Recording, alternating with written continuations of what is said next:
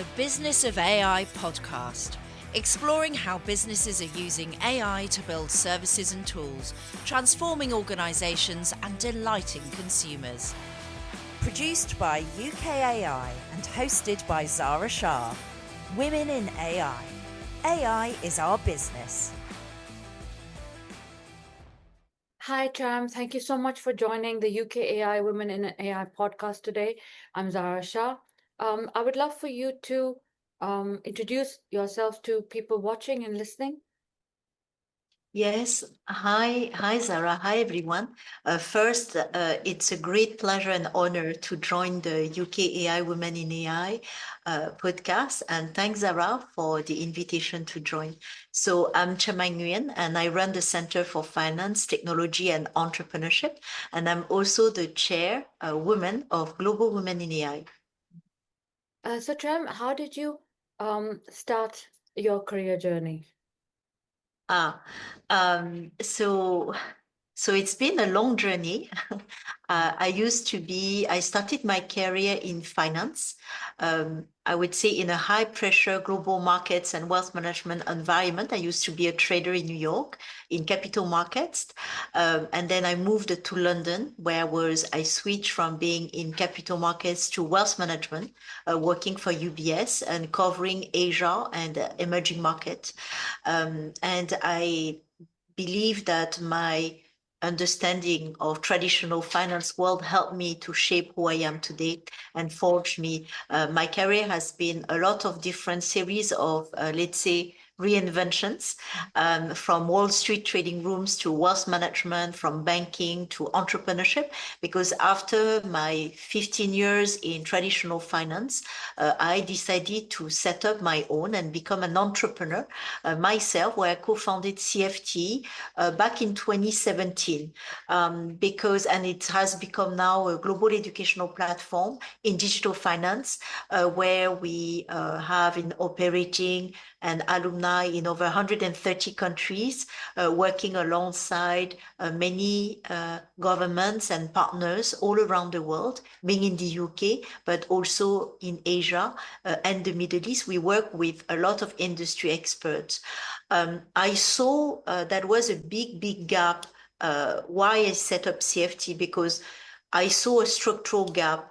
Technology was changing the finance sector faster than professionals and the regulators and the institutions could learn. So the issue was not the ambition, but it was access to relevance, practical and high quality education, which was really industry led through CFT. So the work has been expanded from AI capability building to financial institutions, regulators and governments and senior leaders. I started this as building that platform of innovation, and I saw another gap happening, which you and me, with the finance industry, the industry is really not diverse. When I started CFT, I really was adamant to change the face of fintech. I saw fintech as an enabler for access to finance via technology. And I saw that that was also an opportunity for a lot of women to participate. So at some point through our journey, so it was during COVID, so CFT is almost 10 years old, but through CFTE, at some point during COVID, out of the 200,000 professionals, we helped to train and upskill and reskill, 40% were women. I was so happy. There were women from all around the world. But with AI, it's really going backwards. Why? Because the industry of AI, and you and me, that is really not diverse. So I decided to launch Global Women in AI, and I'm sure we'll have a lot of opportunity to talk about what I'm doing with Global Women in AI. But thanks a lot. Very fascinating. So, yes, I'd like you to share more about the work with women in AI, and particularly you mentioned some of the challenges. So it would be really interesting learning experience for viewers and listeners to learn from how you overcame some of the key challenges that you faced. Yes, no, it's I think so you want me to talk about Global Women in AI? Sure. Or yeah. You So can choose where you feel you had in your journey, where the blockages were. yes. How did you overcome them? Yes. No, I think lots of, a career as a woman, as a mom, as an entrepreneur, as a senior leader. I think you need to always have this ambition, or it's really hard to sometimes reinvent yourself. The reinvention journey is really, really difficult. So first, when I started my career, being one of the few women on the trading floor, it was already in a very fast, demanding, and overwhelming male dominated. The challenge was not only the performance, but it was being visible, credible, resilient in rooms that were not designed necessarily for you. And so that experience later shaped my commitment to women's leadership, to make sure that women can be empowered and nurtured, to build that confidence and inclusion, and not as a one-off, but as a structural issue and personal confidence issue. So from day one, we have made sure that we can make women to progress in their journey in finance, in technology, in particular area that they have not been trained for. And that means that you need to create an environment for you. So that is the first challenge. How do you overcome when you are in an environment that is not designed for you necessarily? The second is 9/11. So 9/11 in New York, I was in New York. I was on the trading floor. I was on the Twin Tower. So I was inside the Twin Tower. So I went through that journey that day. What was a very, so I'm a survivor of 9/11. The lesson was really, really deep for me, because through disruption, through chaos, the response is you need to rebuild yourself.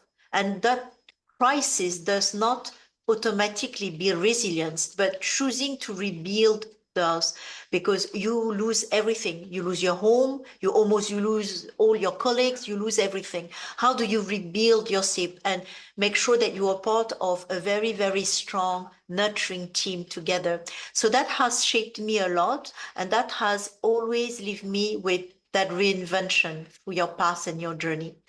The third one is leaving the traditional institutional finance to build CFT.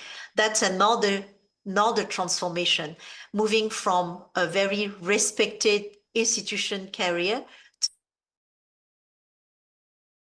to being on your own. Being an entrepreneur meant losing the comfort of your title.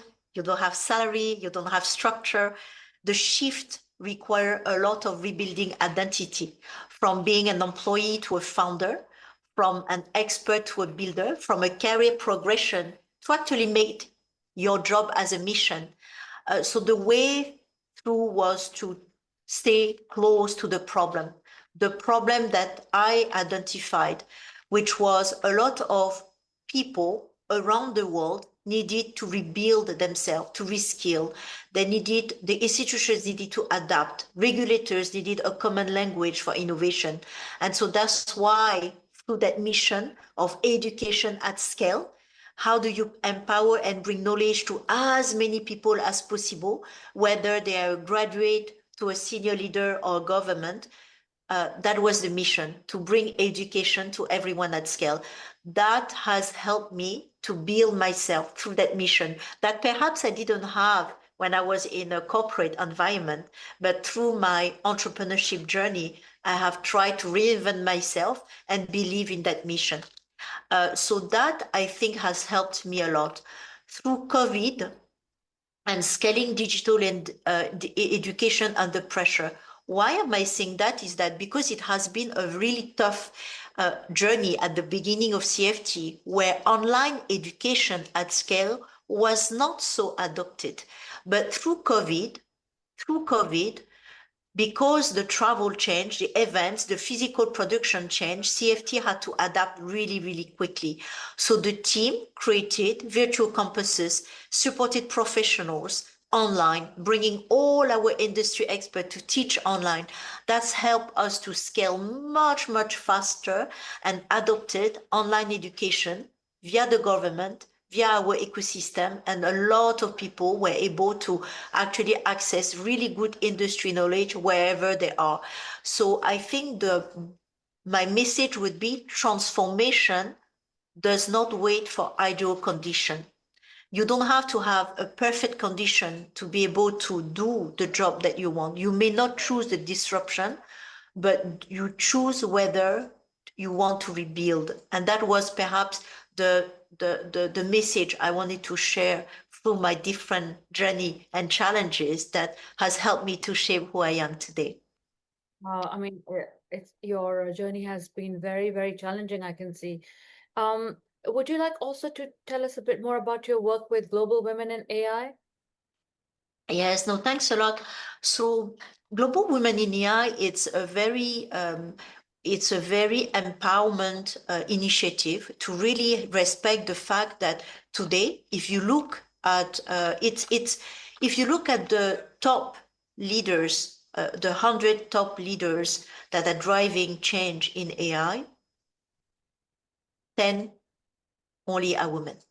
If you look at the top 10 leaders in AI, there's only one. There's a lot that needs to address in that two figures. And what we want to achieve is to really, really can we stop? No, carry on, carry on. So if you look at the world of artificial intelligence today, the imbalance is really clear. So I'll repeat, out of the 100 leaders in AI, only around 10 are women. And if you look more closely at the very top AI leadership, the picture is even more striking. Out of the 10 AI leaders, only one is a woman. So this is not a gender issue, it's a leadership issue, it's an innovation issue, it's a societal issue. So because artificial intelligence is not just another technology, AI is transforming how we work, how we learn, how we make decisions, how organizations operate, how economies grow, and it's reshaping also finance, healthcare, education, law, government, entrepreneurship in almost every sector of society. So we must ask ourselves a very important question. Can we build one of the most powerful technologies of our generations without women fully at the table? Can we create systems that serve society if society is not fully represented in shaping them? And can we trust AI to be inclusive, ethical, and responsible if the people building and governing it do not reflect the diversity of the world? This is why I decided to launch and run Global Women in AI. Global Women in AI is a movement to ensure that women are central in shaping the future of artificial intelligence. Our mission is to equip women with the knowledge, the networks, the confidence, and the opportunity to enter, thrive, and lead in AI. We are not here simply to help women to participate in AI. What we would love is who will shape, who will really, really help to lead. Women needs to lead AI. So because the real question we must all ask ourselves, who will use AI? The real question is, who will shape the future of AI? And so that's why we wanted to launch Global Women in AI, to really make sure that we can address all these issues, to bring everyone together. You could be a senior leader, you could be a policymaker, you could be an entrepreneur, you could be anyone, the students. Everyone should be there to discuss opportunities for women to lead in AI. So Global Women in AI is a platform that is now welcoming over members from 100 countries. We're welcoming you all, including you, Zara. We'd love to welcome you. And we have 60 ambassadors across the world, across different sectors, to really come and shape the discussion. So we do it via education. So you have access to live webinar, in-person training, in-person events or online events. We do a lot of roundtable leadership. So to really, really forge the ecosystem together. We provide education. So one of the area I'm really passionate about, and this is a topic I'm really adamant to push forward, which is how do we supercharge 10,000 women to lead in AI. So we are creating an academy. We're looking for partners. We're looking for people that really believe in the mission to train all together 10,000 women so that we can create that talent pool that deserves to be there for women. So any sectors or any is cross generation. So you could be a student, you could be a leader, you could be any woman at every age can participate in this work. So this is something I would love, to invite people to come and join us in this mission. Tram, would you like to mention any of your current or future projects that you're involved in with CFTE as well? Yes, no, thanks, Sarah. So yes, we've been a lot. So CFT, it's also the platform of education. And what we have done recently, and perhaps because I sit in the UK, we do a lot of work together with the Financial Conduct Authority, the FCA, which is the regulator in the UK. And as you know, the FCD has done a fantastic work on AI. There are lots of initiatives being done by the FCA on AI. I can't mention, the lots and lots of initiatives, but perhaps 2 or 3 that I would love to highlight for our audience so that they can follow and they can learn as well. One being, the FCA has launched the AI sandboxes. The AI sandboxes was the initiative to welcome all the innovators and the companies doing some work in AI to come and do some live testing and have access to real data to come and be part of the sandboxes of the FCA, which is quite unique to get the companies to come. It's through a very let's say a selective process because of course they can't gather everyone. So the FCA has done a few cohorts. The last one, they have welcome over 25 companies, which was excellent. There were a lot of them that couldn't, for capacity reason, being part of the FCA. So we've decided, together with the FCA and CFTE, to launch the AI Supercharged Academy, which was really phenomenal because we had over 60, 70 AI companies, innovators, to have the ability to be trained and build the AI capability building, thinking, being, having this opportunity to be accelerated by CFT and with the FCA to really have a sense of how do you build product which are responsible AI, basically respecting, the lens or having the FCA to be close to you is always a bonus, but to really work together. So there's a lot of peer-to-peer learning involving the whole industry together, access to the banks, the investors, a lot of mentors. And it was a 10-week academy, which was really phenomenal. The project is continuing with perhaps the lens more on agentic AI, which is a very important topic. So we're moving now when progressing as the industry is moving very, very fast to work more on agentic AI. Something I would like to highlight is the work that we're doing with the FCA to continue the journey, which is the AI Observatory led by the FCA with the support of CFT. What we are trying to do with the AI Observatory is that today, if you look at all the different research being done by a lot of different consulting companies with the whole industry, everybody does a lot. And there's so much happening, but nobody is having this shared language for AI adoption in finance. The question is no longer simply, are you using AI? But where is AI changing the workflow? What value is it creating? Who is accountable, and what controls are needed? This is how we move from experimentation to responsible adoption. So what we are trying to do is really much to gather the whole of the industry by sharing their use cases.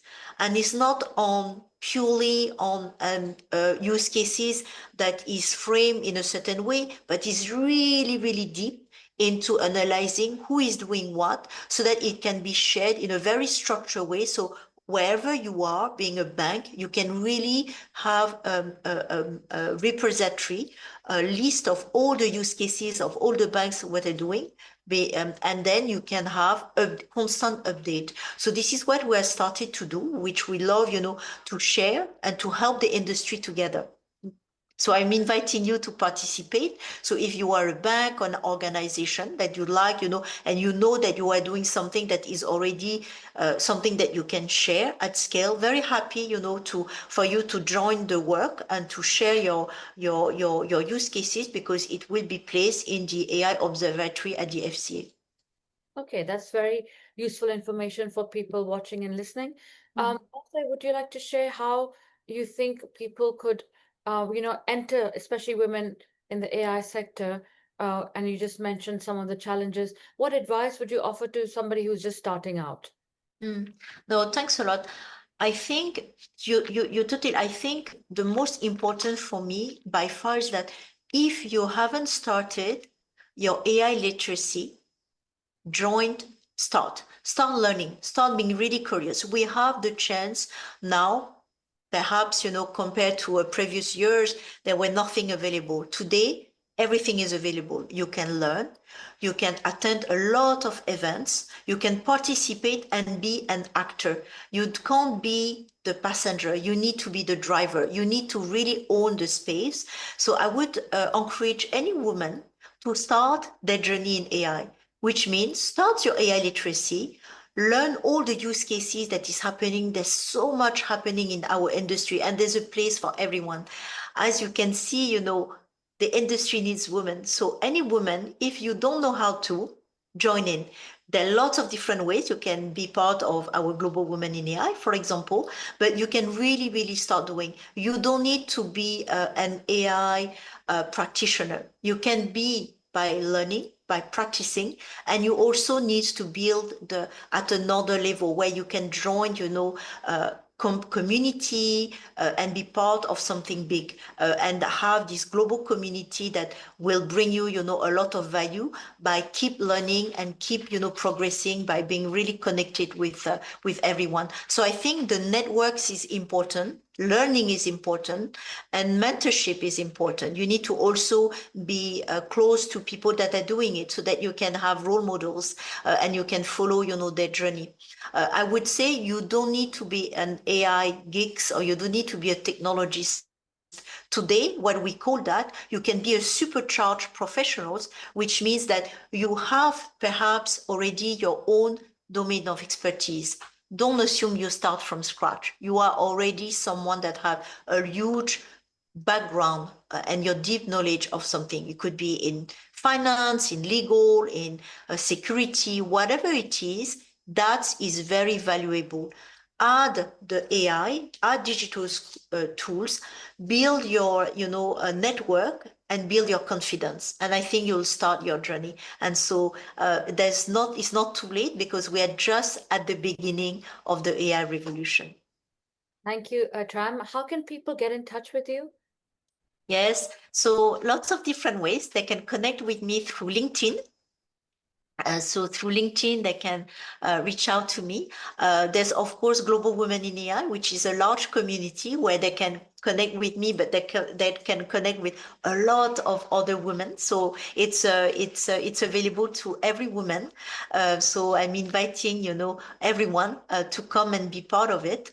And then, yes, I'm based in London, so I'm often, in events. So you can always, reach out to me or attend some of the events that we are also organizing through Global Women in AI or CFT. That's the way to connect with me. And finally, Tram, is there anything else you'd like to share with people watching and listening? No, I think I would say I see so many great opportunities. AI, because we're talking about AI, but technology on its own can solve so many different problems. and you can be part of it. You, me, everyone can be part of it. So I'm inviting you, to start your journey and be curious. It's a very interesting moment at the moment. So it's an invitation. Thank you so very much, Tram, for joining the UKI Women in AI podcast today. Thank you so much for having me, Zara. Thank you. Don't miss the next episode. Subscribe now. UKAI is the trade association for businesses across the UK. Tech and non-tech, large and small. AI is our business. Find out more at ukai.co.